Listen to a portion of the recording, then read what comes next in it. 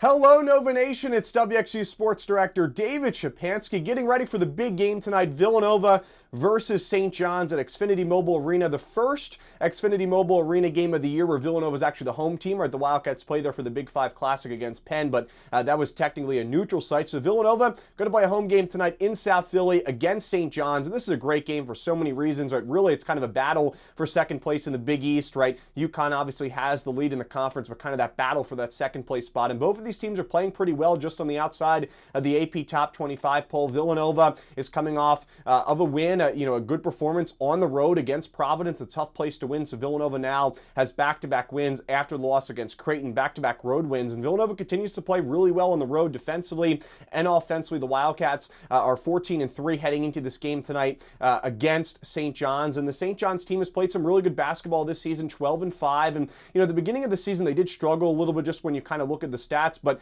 don't be fooled. A lot of those games were against Quad 1 competition, the Players Era Festival during Thanksgiving week. So, yes, this St. John's team does have 5 losses, but 4 of them are against Quad 1 opponents, and St. John's is 3-4 in Quad 1 games, so they already have 3 Quad 1 wins this season. One of them was against Baylor. That was a really good win back in November, and then they also had a couple road Big East wins against Butler and Creighton, 2 tough places to win. So similar to this Villanova team, the St. John's team likes to play well on the road. The worst loss of the season for St. John's did come a few weeks ago against Providence at Madison Square Garden. That was a Quad 3 loss to the St. John's, or for the St. John's Red Storm. That was kind of really, like I said, their worst game of the season. But since then, St. John's is getting hot. They're playing really good basketball. And if you remember this team last year, one of the biggest weaknesses for St. John's was just their ability, or I should say lack of ability, to shoot the three-point ball all that well. I mean, St. John's was a team that really struggled from behind the arc. This year, the Red Storm have a much more balanced offensive attack. Still a physical team, still likes to play good defense with good rebounding, but this year St. John's is shooting almost 36%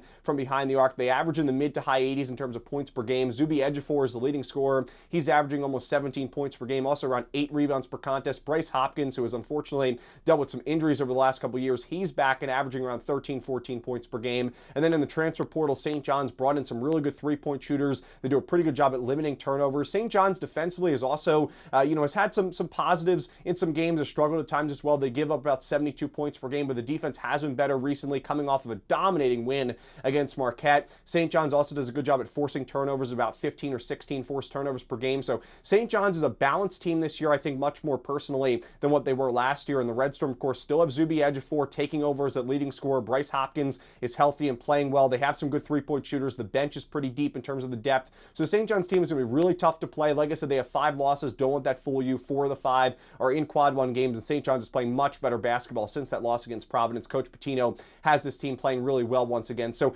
kind of a toss up, 50-50 in terms of who's going to win this game. But, Villanova would love to get the win, defend the home court in South Philly, and get a big Quad 1 opportunity, Quad 1 win to add to the resume. And again, this game has major implications for who's going to get that number 2 spot as of right now in the Big East. Still a long way to go, but Villanova would love to pick up a victory tonight against St. John's. Tune into our WXU pregame coverage beginning at 7:30 p.m. Tip-off is at 8 p.m. in South Philly. We'll see you then, Nova Nation. Have a great rest of your day. And as always, go Cats!